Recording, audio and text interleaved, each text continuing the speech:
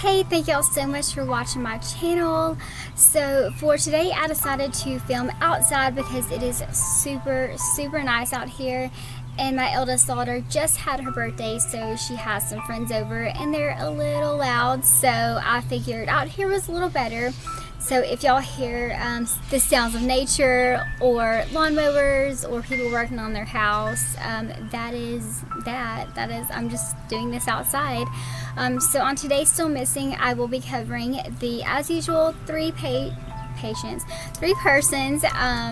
medical field.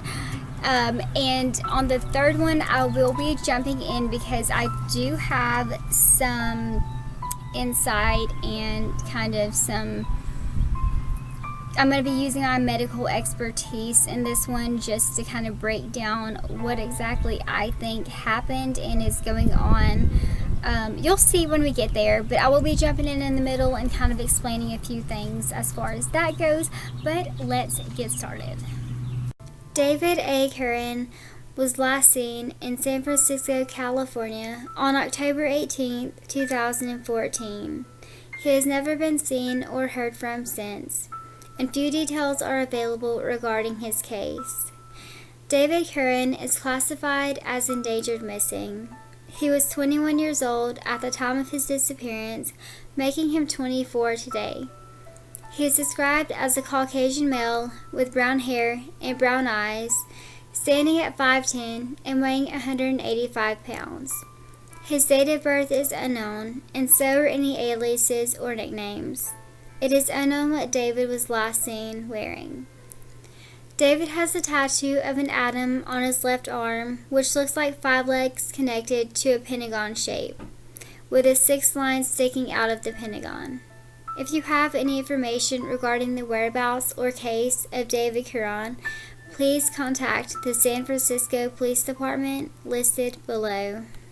Brandy Lynn Myers was last seen at approximately 8 p.m. on May 26, 1992, in the Sunny Slope area of Phoenix, Arizona. Brandy, a 6th grader at the time, was last seen with a friend selling items door to door for a school fundraiser. The two were last seen at the corner of 10th Street and Hatcher. She has never been seen or heard from since she disappeared. Authorities who were searching for Brandy found another teenage girl's body in the Central Arizona Project Canal. She was not identified until 2011, nearly 20 years later. She was 16-year-old Shannon Emig, who had been missing for 8 weeks. Shannon physically resembled Brandy, and they were roughly in the same age group, and Shannon was killed only a few miles from Brandy's neighborhood.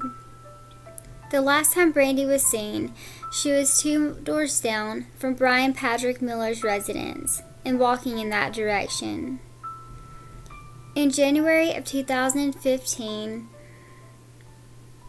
Brian was charged with kidnapping in the 1st degree, sexual assault, and attempted assault, and the deaths of 2 young women who disappeared just 10 months apart in 1992 and 93 while riding their bikes near the Arizona Canal.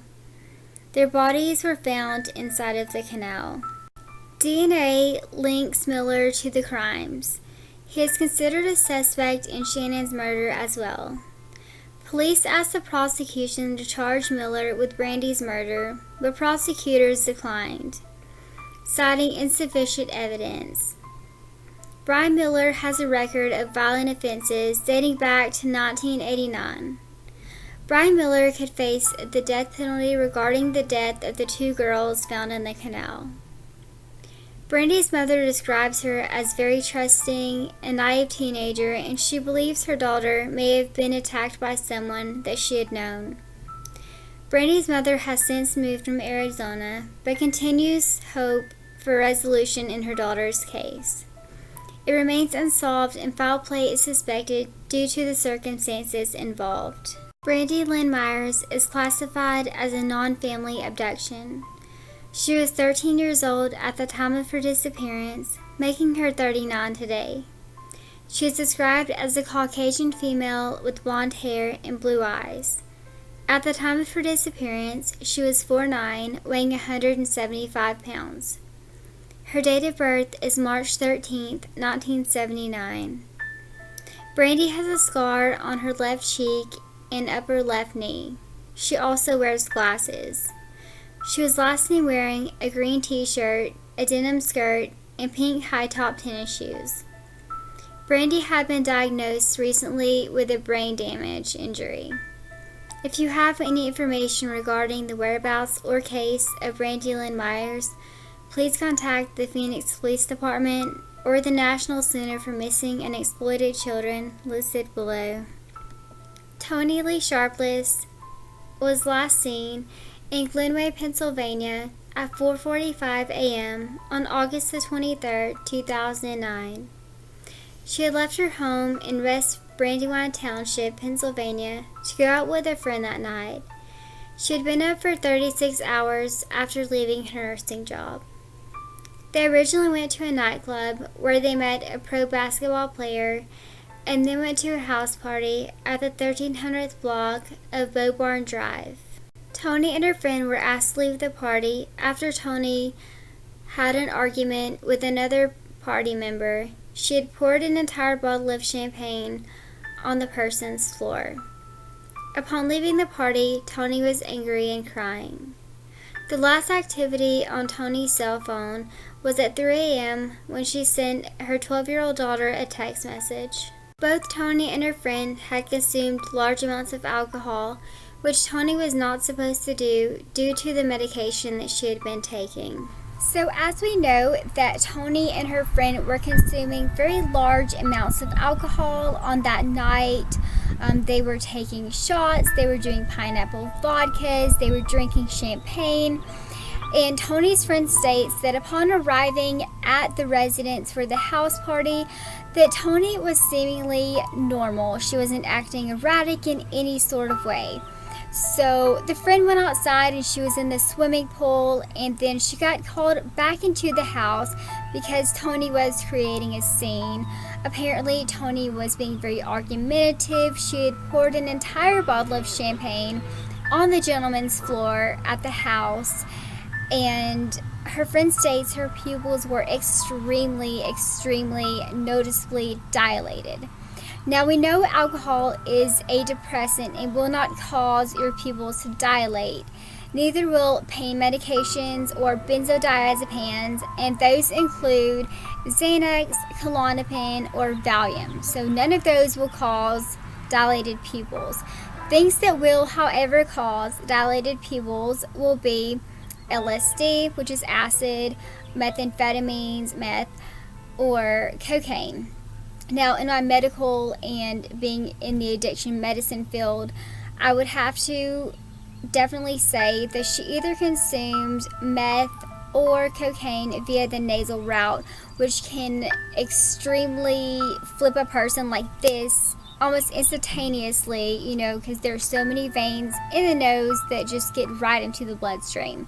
So in my opinion, I'm going to say that she did consume cocaine via the nasal route, and that also causes paranoia, which her friend states that Toni had extreme paranoia.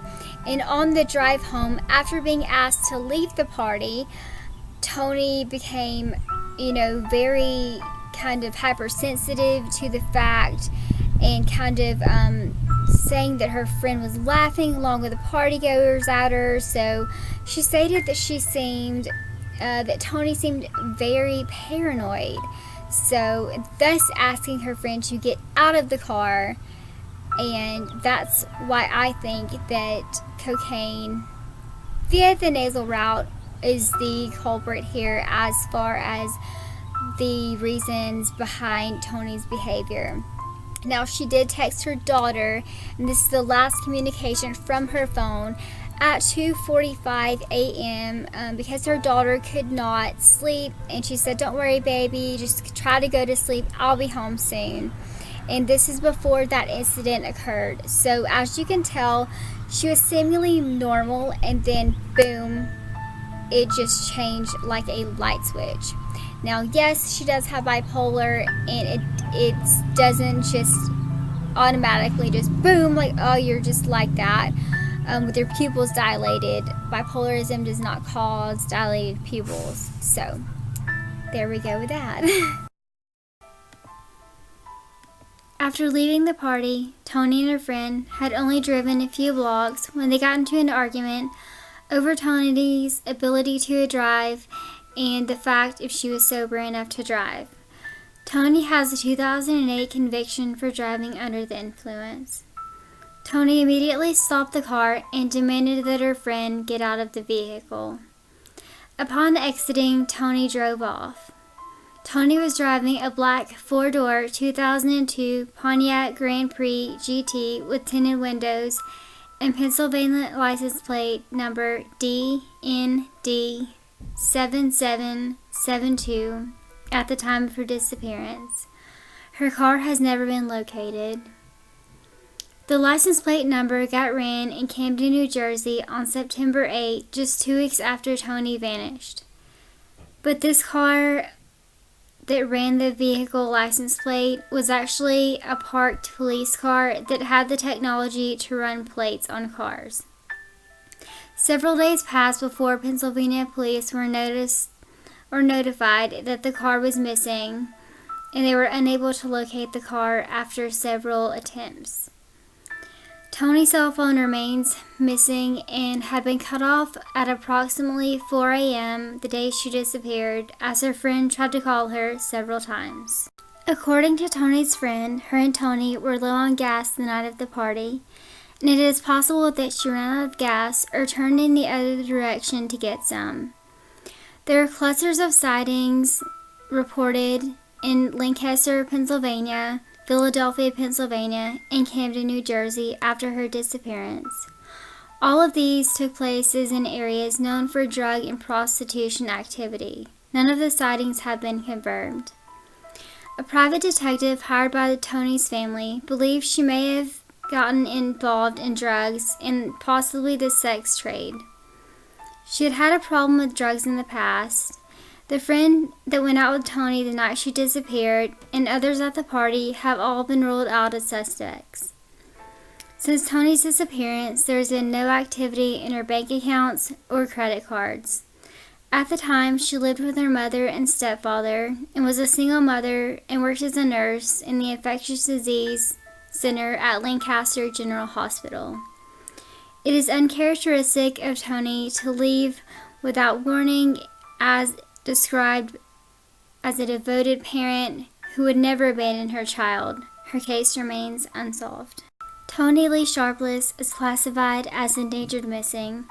She was 29 years old at the time of her disappearance, making her 38 today.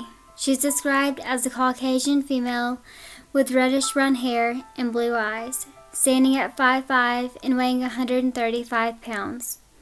Her date of birth is December 27th, 1979. Toni suffers from bipolar disorder and had been stable for years prior to her disappearance, but still needs daily medication to control her condition. She may not have been taking it regularly. She may have had a manic episode on the night of her disappearance, and Toni had actually been hospitalized 6 weeks prior to her disappearance for mental health issues. Toni has a tattoo on her right calf, which is unknown. She was last seen wearing a turquoise shirt with black leggings and black sandals along with turquoise earrings. If you have any information regarding Toni Lee Sharpless' whereabouts or case, please contact Lynn Law or the West Brandywine Police Department listed below.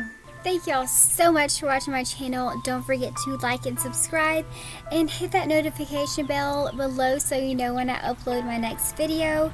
And drop me a line for sure, because I love hearing from you guys. I love discussing your theories, what you think happened, what you didn't think happened. So definitely, collab with me in there. And hopefully I will have my one-time PayPal donation set up within the week, so that will be listed below. And as you know, I do not put ads on any of my videos, so the Patreon is below as well. I have one Patreon, but it's okay as long as y'all watch and just spread the word. Just y'all watching makes me happy and makes me feel like I have a purpose in doing this. So thank y'all so much for your support.